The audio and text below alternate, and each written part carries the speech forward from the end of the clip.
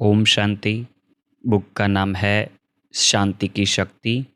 और बाबा ने जहाँ जहाँ पर शांति की शक्ति के बारे में महावाक्य उच्चारे हैं उसका यह संकलन बनाया गया है। इसका दूसरा भाग इस वीडियो में पढ़ेंगे और सुनेंगे। बिना साज के राज समझ सकते हो। जो राज आपके मन में है वह राज दूसरों को बिना साज के समझा सकते हो। बिना साज के मतलब बिना आवाज किए उनको समझा सकते हो। पिछाड़ी की सेवा में तो साज समा जाएगा। पिछाड़ी की सेवा मतलब जब भी विनाश शुरू होगा उसके बाद यह जो मुख की सेवा है, समझाने की सेवा, वाचा की सेवा, वह खत्म हो जाएगी। पिछाड़ी की सेवा में तो साज समा जाएगा मतलब आवाज निकल नहीं सकता, राज को ही समझाना पड़ेगा। तो ऐसी प्रैक्टिस करनी चाहिए। तो यहाँ पर प्रश्न होना चाहिए, बिना साज के राज समझा सकते हो? ठीक है, क्योंकि यहाँ समझाने की बात आ रही है तो यहाँ पर शायद प्रिंटिंग मिस्टेक होगा। राज को ही समझाना पड़ेगा तो ऐसी प्रैक्टिस करनी चाहिए। जब साइंस बहुत कुछ करके दिखा रही है तो क्या साइलेंस में वह शक्ति नहीं है? जितना जितना स्वयं राजयुक्त योगयुक्त बनते जाएंगे उतना उतना औरों को भी बिना साज के राजयुक्त बना सकते हो।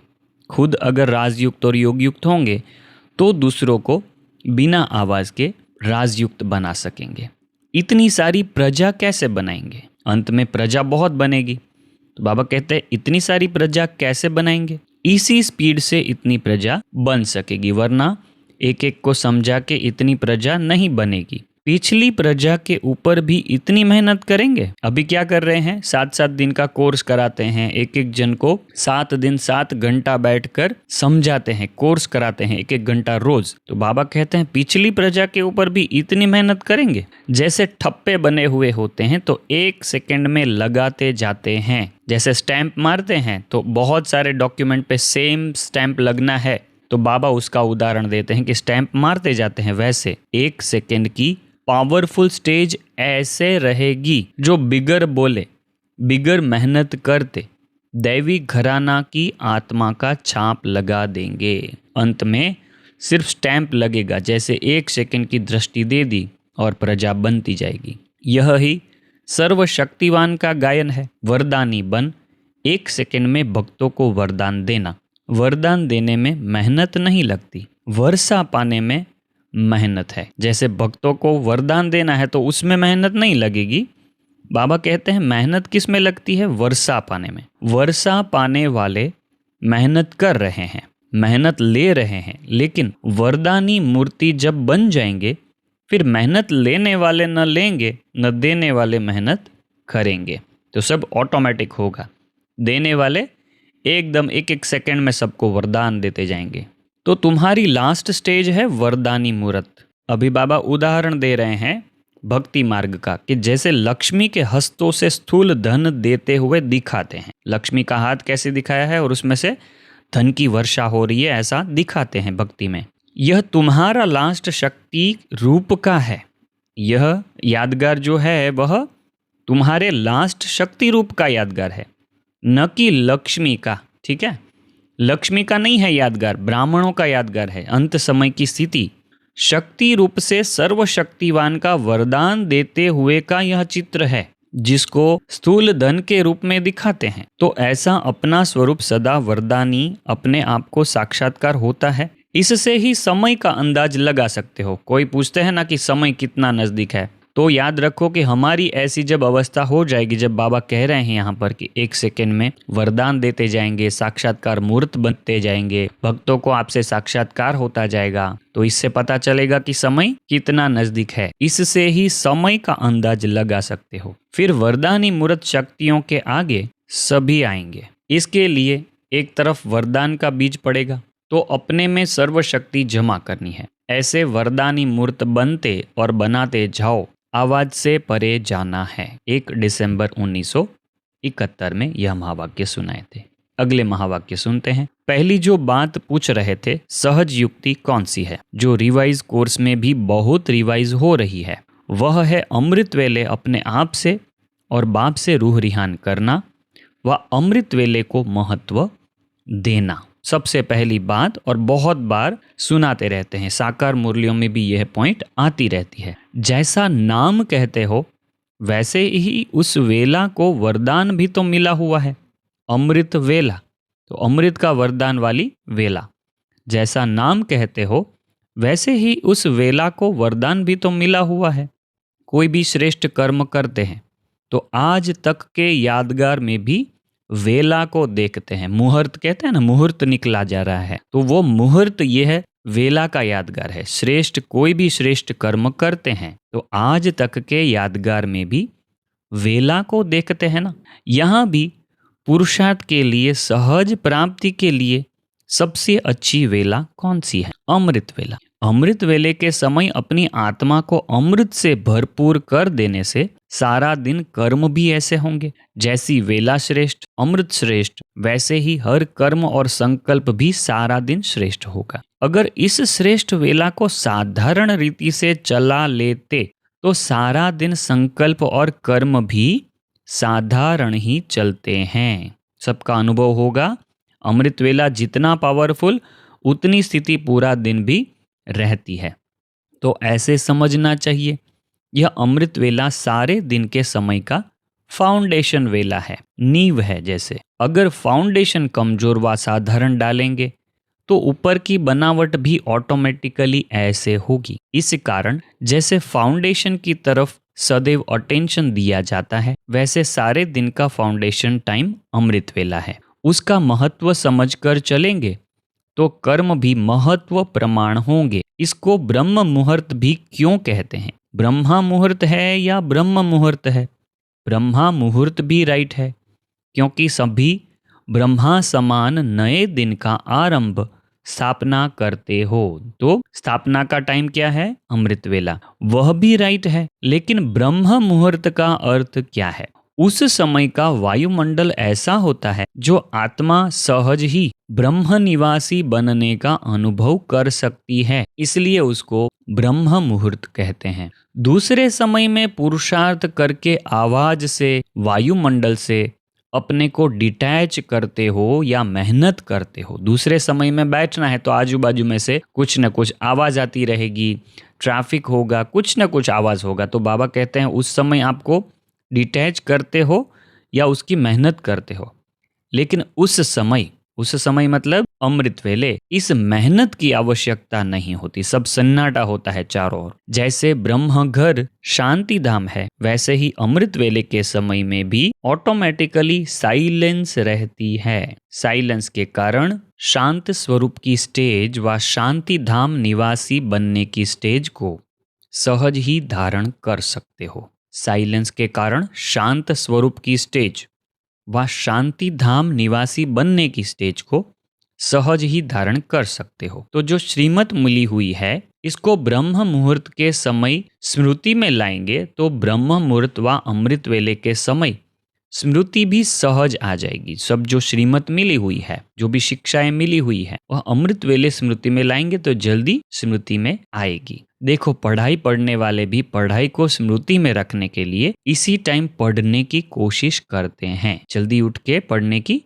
कोशिश करते हैं स्टूडेंट भी, क्योंकि इसी समय सहज स्मृति रहती है। तो अपनी स्मृति को भी समर्थवान बनाना है व स्वतः स्मृति स्वरूप बनना है। तो अमृत वेले की मदद से व श्रीमत का पालन करने से सहज ही स्मृति को समर्थवान बना सकते हो। जैसे समय की वैल्यू है, इतनी उसी समय को वैल्यू देते हो व कभी नहीं देते हो। जैसे इस समय की जितनी वैल्यू है, इतनी उसी समय को वैल्यू देते हो वह कब नहीं देते हो। वैल्यू का तराजू कब नीचे कब ऊपर होता है, क्या होता है? यह बहुत सहज युक्ति है, सिर्फ इस युक्ति को इतनी वैल्यू देनी है।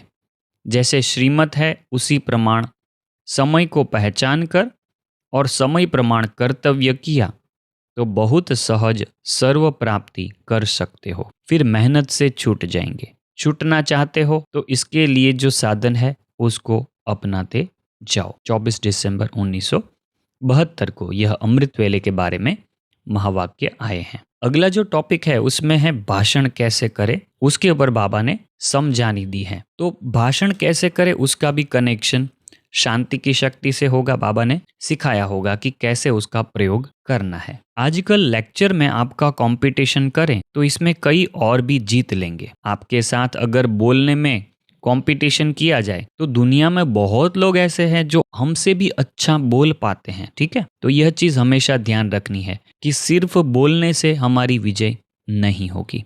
आजकल लेक्चर में भी आपका कंपटीशन करे तो इसमें कई और भी जीत लेंगे, लेकिन जो प्रैक्टिकल में है उसमें सभी आपसे हार लेंगे। बाबा के महावाक्य हैं, प्रैक्टिकल जो है उसमें दूसरे सब आपसे हार जाएंगे। मुख्य विशेषता प्रैक्टिकल लाइफ की है। दुनिया में जितने भी सत्संग है उसमें मुख्य विशेषता बाबा कहते हैं प्रैक्टिकल लाइफ की है। प्रैक्टिकल कोई भी बात आप बताओ तो एकदम चुप हो जाएंगे।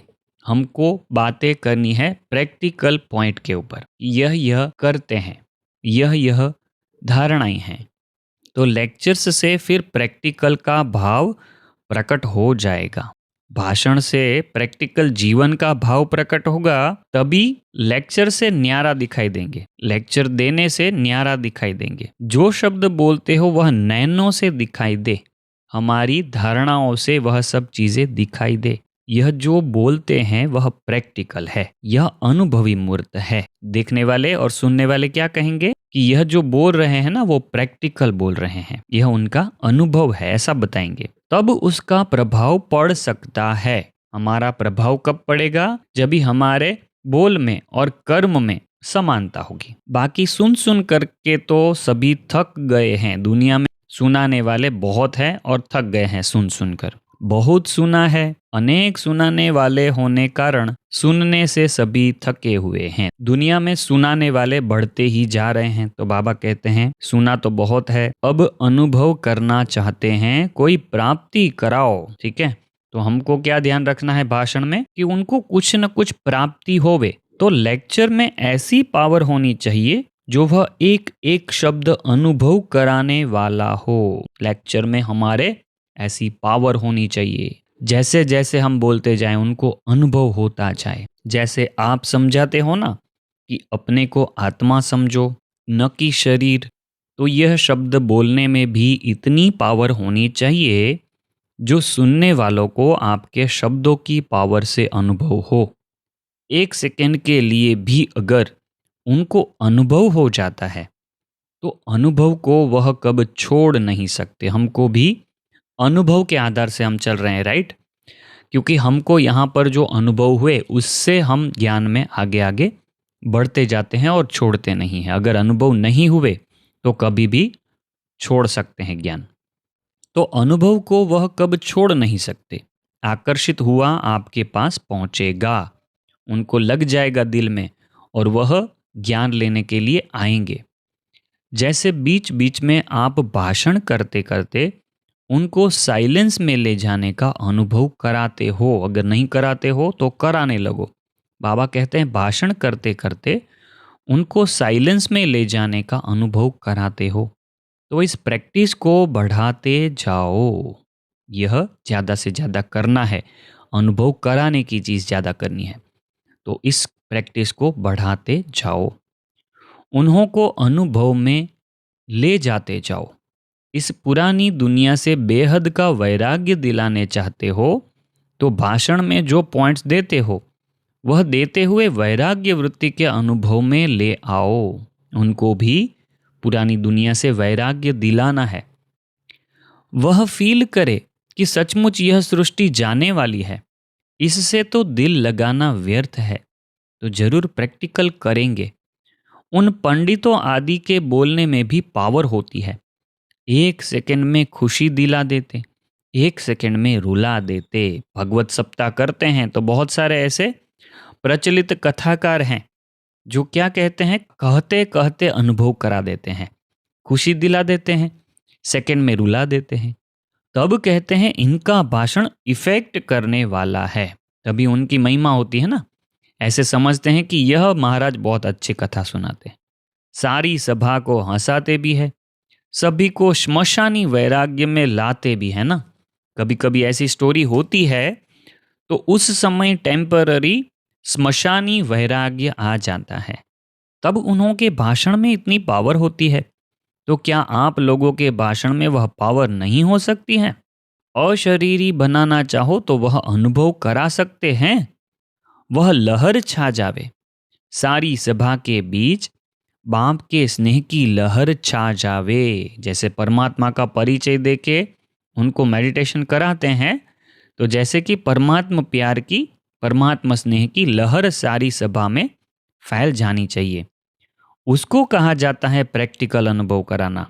अब ऐसे भाषण होने चाहिए तब कुछ चेंज होगी। बाबा क्या कहते हैं? ऐसे अनुभव युक्त भाषण करेंगे तभी कुछ चेंज आएगी। वह समझें कि इन्हों के भाषण तो दुनिया से न्यारे हैं। सबके मुंह से ऐसा निकलना चाहिए कि इनके भाषण होते हैं वह दुनिया में जो भी भाषण करने वाले हैं उनसे अलग हैं, वह अनुभव से ही होगा। वह समझे कि इन्हों के भाषण तो दुनिया से न्यारे हैं।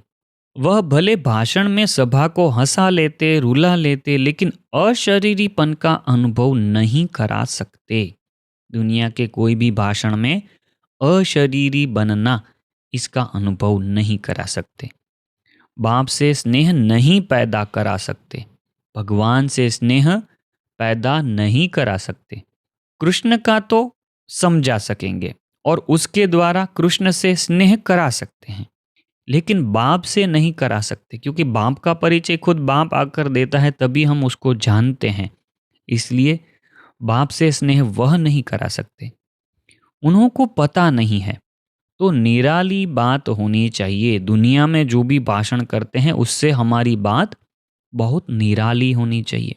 समझो गीता के भगवान पर पॉइंट्स देते हो, लेकिन जब तक उनको बाप क्या चीज़ है, हम आत्मा है, वह परमात्मा है, जब तक यह अनुभव ना कराओ तब तक यह बात भी सिद्ध कैसे होगी? गीता का भगवान कौन है यह समझाना भी है तो पहले तो उनको खुद का परिचय देना पड़ेगा, परमात्मा कौन है इसका परिचय देना पड़ेगा। यह जब तक अनुभव ना कराओ तब तक यह बात भी सिद्ध कैसे होगी? गीता का भगवान शिव है, वह बात भी सिद्ध कैसे कर पाएंगे? ऐसा कोई भाषण करने वाला हो जो उन्हों को अनुभव करावे आत्मा और परमात्मा में रात दिन का फर्क है। यह अनुभव उनको कराए, भाषण में कराए यह अनुभव। जब अंतर महसूस करेंगे तो गीता का भगवान सिद्ध हो जाएगा। जब इस दोनों चीज में अंतर महसूस करेंगे, आत्मा में और परमात्मा में कितना फर्क है, जब अंतर महसूस करेंगे तो गीता का भगवान सिद्ध हो जाएगा। सिर्फ पॉइंट्स से उन्हों की बुद्धि में नहीं बैठेगा। ठीक है, सिर्फ पॉइंट सुनाते जाएंगे कि ऐसा है, यह फर्क है दोनों में, यह सब सुनाते जाएंगे तो उन्हों की बुद्धि में नहीं बैठेगा और ही लहरें उत्पन्न होगी और भी संकल्प चलेंगे। लेकिन अनुभव कराते जाओ तो अनुभव के आगे कोई बात जीत नहीं सकता। भाषण में अब यह तरीका चेंज करें कि भाषण का क्या रूप रंग होना चाहिए। ठीक है, अगला टॉपिक है संकल्प से कारोबार। शुरू शुरू में बहुतों को यह साक्षात्कार होते थे, लाइट ही लाइट दिखाई देती थी। अपने लाइट के क्राउन के भी अनेक बार साक्षात्कार करते थे। जो आदि में सैंपल था वह अंत में प्रैक्टिकल स्वरूप होगा। जो आदि में सैंपल था ब्रह्मा बाबा, वह अंत में प्रैक्टिकल स्वरूप होगा, सबका स्वरूप वैसा ही होगा। संकल्प की सिद्धि का साक्षात्कार होगा। जैसे वाचा से आप डायरेक्शन देती हो ना, वैसे संकल्पों से सारे कारोबार चला सकती हो। बहुत इंपॉर्टेंट बात, अभी हम वाचा से सब डायरेक्शन देते हैं, आगे जाके संकल्पों से सारा कारोबार चला सकेंगे। नीचे पृथ्वी से ऊपर तक डायरेक्शन लेते रहते हैं। किसके बारे में बाबा बता रहे हैं? जो अंतरिक्ष यात्रा करने जाते हैं तो उनका पृथ्वी से कनेक्शन होता है, तो नीचे से ऊपर तक उनको मैसेज मिलते रहते हैं, डायरेक्शन मिलते रहते हैं। नीचे पृथ्वी से ऊपर तक डायरेक्शन लेते रहते हैं, तो क्या श्रेष्ठ संकल्प से कारोबार नहीं चल सकती है? तो हमारे श्रेष्ठ संकल्पों से कारोबार भी चली सकती है। साइंस ने कॉपी तो साइलेंस से ही किया है। तो एग्जाम्पल देने अर्थ पहले से ही स्पष्ट रूप में आपके सामने है। तो दुनिया के एग्जाम्पल हमारे सामने इसलिए आते हैं क्योंकि हमको ज्ञान सहज रीति से समझा सके। कल्प पहले तो आप लोगों ने किया है ना, फिर बोलने की आवश्यकता नहीं। जैसे बोलने में बात को स्पष्ट करते हैं, वैसे ही संकल्प से सारे कारोबार चलेंगे। तो यहाँ पर टॉपिक था संकल्प से सारे कारोबार, वह साइलेंस की शक्ति द्वारा होगा। 22 नवंबर 1972 में यह महावाक्य बाबा ने सुनाए थे। अगले महावाक्य सुनते हैं। जबकि प्रकृति आपकी रचना है, आप तो मास्टर रचयिता हो ना। तो सोचो, जब मेरी रचना में यह पावर है और मुझ मास्टर रचयिता में यह पावर नहीं है, यह श्रेष्ठ आत्मा का लक्षण है। आज प्रकृति की पावर 1 सेकंड में जो चाहे वह प्रैक्टिकल में करके दिखाती है। प्रकृति की पावर बाबा बहुत बार साइंस के लिए कहते हैं कि साइंस है वो प्रकृति से निकली है। बाबा कहते हैं आज प्रकृति की पावर 1 सेकंड में जो चाहे वह प्रैक्टिकल में करके दिखाती है। इसलिए आज की भटकी हुई आत्माएं परमात्मा शक्ति, ईश्वरीय शक्ति व साइलेंस की शक्ति को प्रैक्टिकल सबूत रूप में अर्थात प्रमाण रूप में देखना चाहते हैं।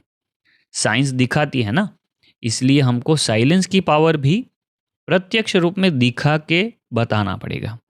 कोई अपकार करे, आप 1 सेकंड में अपकार को उपकार में परिवर्तन कर लो। कोई अपने संस्कार व स्वभाव के रूप में आपके सामने परीक्षा के रूप में आवे, लेकिन आप सेकंड में अपने श्रेष्ठ संस्कार एक की स्मृति से ऐसी आत्मा के प्रति भी रहम दिल के संस्कार व स्वभाव धारण कर सकते हो। कोई देहधारी दृष्टि से सामने आए, आप 1 सेकंड में उनकी दृष्टि को आत्मिक दृष्टि में परिवर्तन कर लो। यह सब प्रैक्टिकल करने की चीजें बाबा बता रहे हैं। कोई गिरानी की वृत्ति से व अपने संग दोष में लाने की वृत्ति से सामने आवे, देखो ऐसी परीक्षाएं भी आ सकती है। हमारी श्रेष्ठ धारणाओं से हमको गिराने की भावना से भी आएंगे, ऐसी भावना से आएंगे कि हमको गिराना है, वहाँ खुद के संग दोष में लाना है। मतलब खुद बुरे होंगे तो सोचेंगे कि हम इनको भी बुरा बना देंगे, ऐसी भावनाओं से भी आएंगे। अपने संग दोष में लाने की दृष्टि से सामने आवे तो आप उनको सदा श्रेष्ठ संग के आधार से उनको भी संग दोष से निकाल श्रेष्ठ संग लगाने वाले बना दो। ठीक है, उनको भी आप कैसा बना दो? संग दोष से निकालकर श्रेष्ठ संग लगाने वाले, मतलब भगवान के साथ श्रेष्ठ संग रखने वाले उनको बना दो।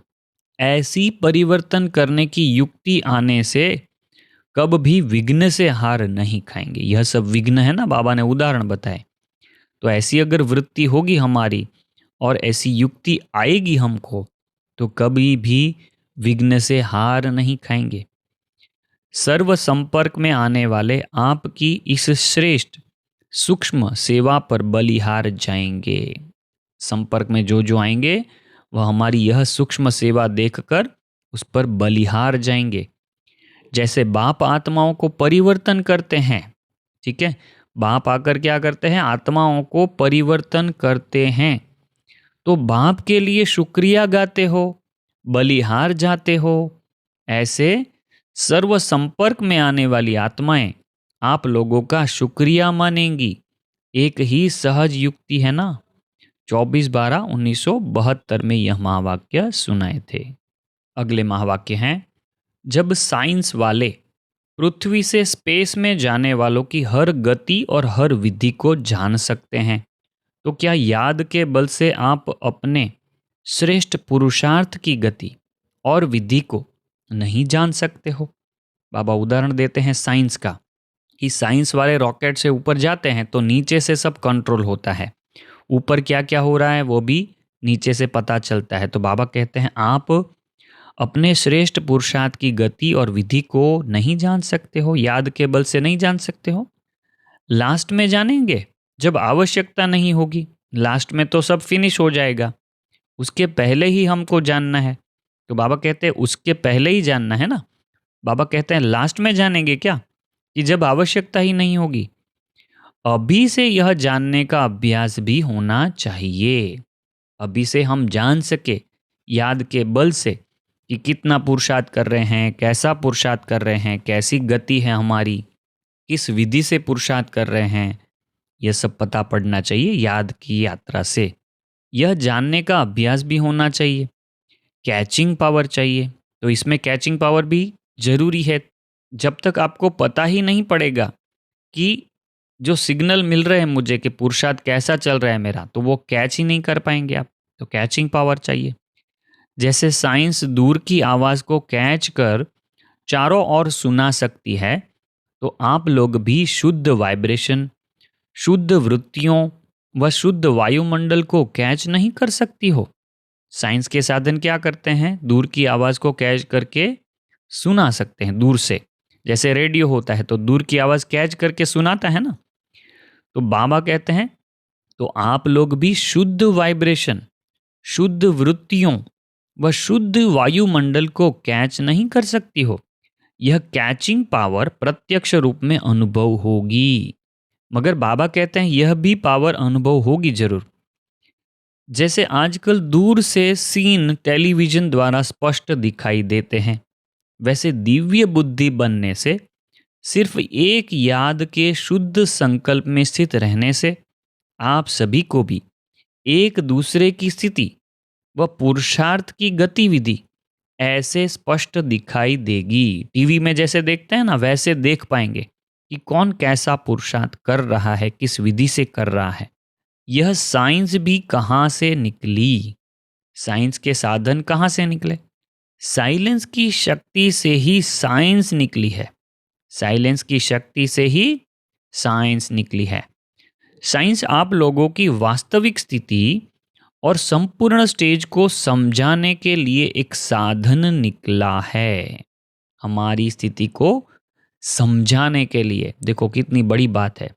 साइंस है वो आप लोगों की वास्तविक स्थिति और संपूर्ण स्टेज को समझाने के लिए एक साधन निकला है। तो आगे जाके ऐसे भी प्रयोग देखने को मिलेंगे कि साइंस के साधन द्वारा हमारी स्थिति कैसी है, हमारी संपूर्ण स्टेज कैसी है, उसको साइंस के साधन द्वारा समझ सकेंगे कि भाई ये जो मेडिटेशन करते हैं, इनका मेडिटेशन में ये होता है। तो यह साइंस के साधन भी आगे जाके निकल सकते हैं। क्योंकि सूक्ष्म शक्ति को जानने के लिए तमोगुणी बुद्धि वालों के लिए कोई स्थूल साधन चाहिए। जो तमोगुणी बुद्धि वाले हैं उनको यह सब चीज़ें समझेगी नहीं, तो उनको साधनों से समझाना पड़ता है। जिस श्रेष्ठ आत्मा में यह चारों ही विशेषताएं संपूर्ण परसेंटेज में, अर्थात जिसको 100% कहते हैं, 100% मतलब 100% कहते हैं, इमर्ज रूप में होती है, ऐसी आत्मा में सर्व सिद्धियों की प्राप्ति दिखाई देगी। वापस पढ़ते हैं। जिस श्रेष्ठ आत्मा में यह चारों ही विशेषताएं संपूर्ण परसेंटेज में, अर्थात जिसको 100% कहते हैं, इमर्ज रूप में होंगी, ऐसी आत्मा में सर्व सिद्धियों की प्राप्ति दिखाई देगी।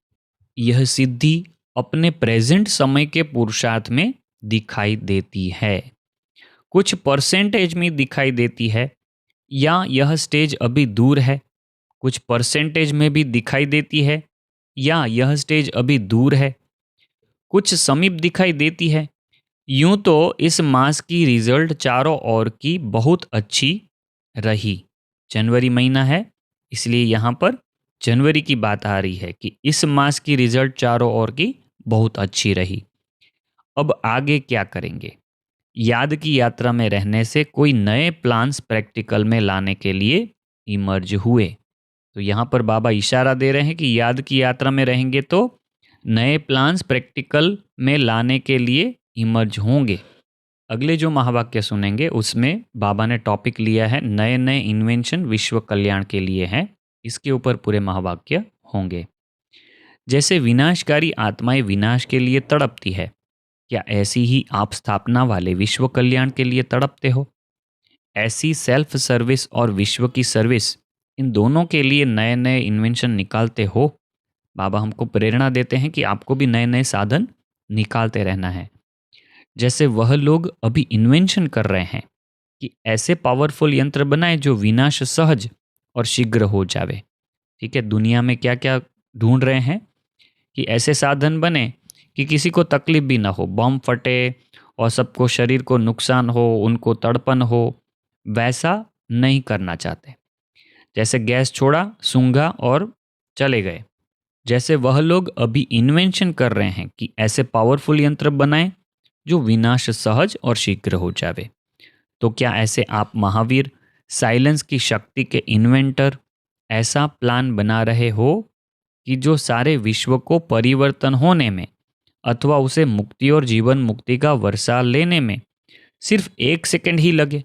तो हम भी क्या ऐसा इन्वेंशन करते हैं कि दुनिया वालों को अगर मुक्ति, जीवन मुक्ति देनी है तो कम से कम समय में उनको दे सके, ऐसी कुछ इन्वेंशन कर रहे हैं जो सारे विश्व को परिवर्तन होने में या उसे मुक्ति और जीवन मुक्ति का वर्षा लेने में सिर्फ 1 सेकंड ही लगे और सहज भी हो जाए। ठीक है, सहज भी होना चाहिए और 1 सेकंड में भी होना चाहिए।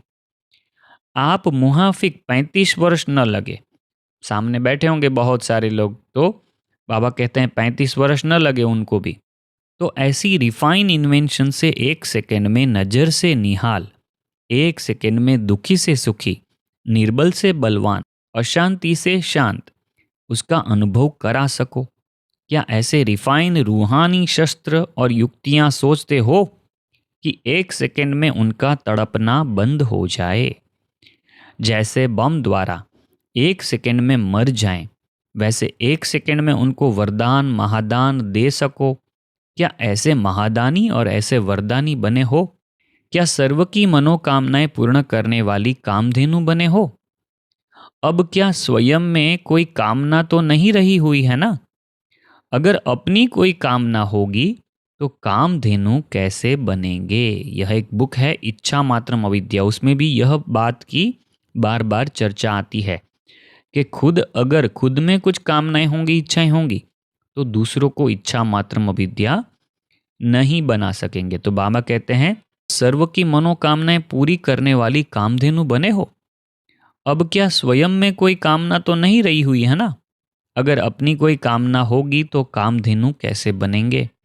मेरा नाम हो, मेरी शान हो, यह कामना भी नहीं हो। समझा? जो भाषण करने वाले होते होंगे उनको कभी न कभी यह संकल्प चलता होगा कि मेरा भी नाम हो, मेरी भी शान हो। तो यह कामना भी बाबा कहते हैं नहीं रखनी है। 15 जुलाई 1973 में यह महावाक्य सुनाए थे। टॉपिक है भाषण में विधि क्या होनी चाहिए। जैसे आप बीच बीच में भाषण करते करते उनको साइलेंस में ले जाने का अनुभव कराते हो, तो इस प्रैक्टिस को बढ़ाते जाओ, उनको अनुभव में लाते जाओ। जैसे आप बीच बीच में भाषण करते करते उनको साइलेंस में ले जाने का अनुभव कराते हो, तो इस प्रैक्टिस को बढ़ाते जाओ, उनको अनुभव में लाते जाओ। इस पुरानी दुनिया से बेहद का वैराग्य दिलाना चाहते हो तो भाषण में जो पॉइंट देते हो वह देते हुए वैराग्य वृत्ति के अनुभव में ले आओ। वह फील करे सचमुच यह सृष्टि जाने वाली है, इससे तो दिल लगाना व्यर्थ है। तो जरूर प्रैक्टिकल करेंगे, खुद भी वैराग में आएंगे धीरे धीरे। 2 अगस्त 1973 के यह महावाक्य थे। आगे के महावाक्यों का टॉपिक है विकारों पर विजय।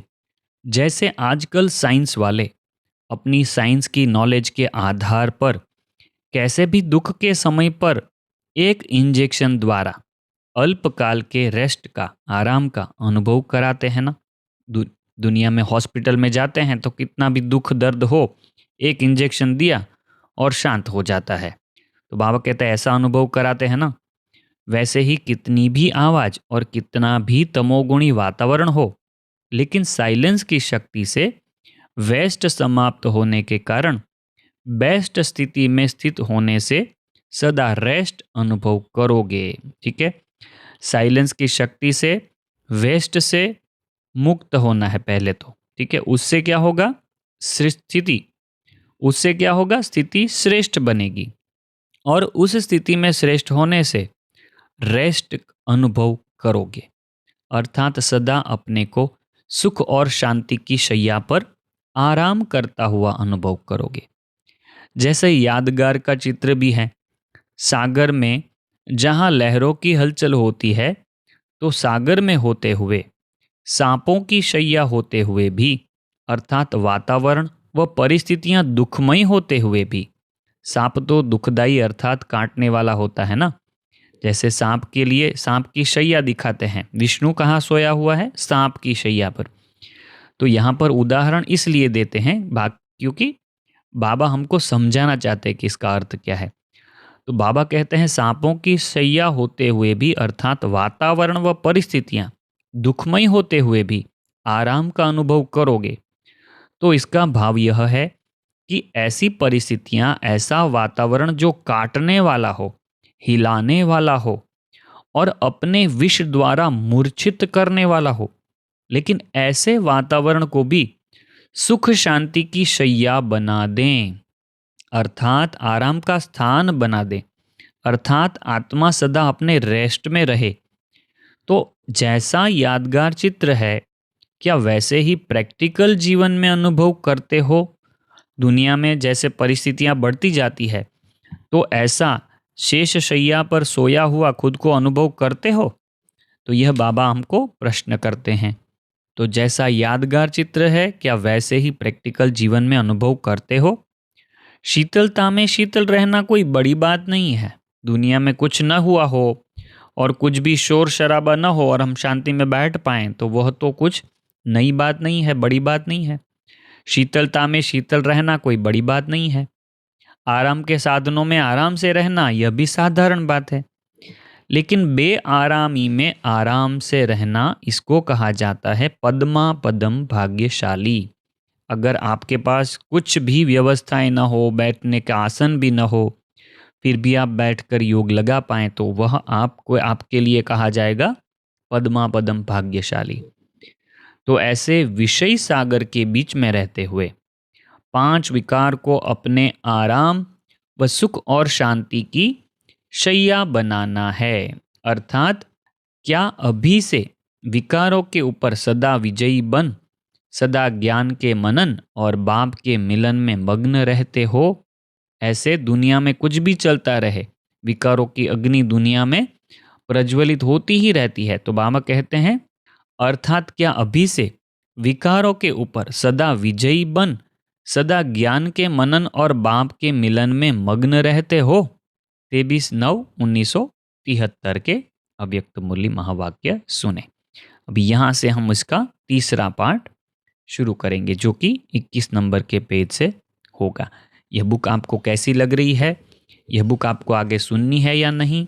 यह आप कमेंट में ज़रूर लिखिएगा।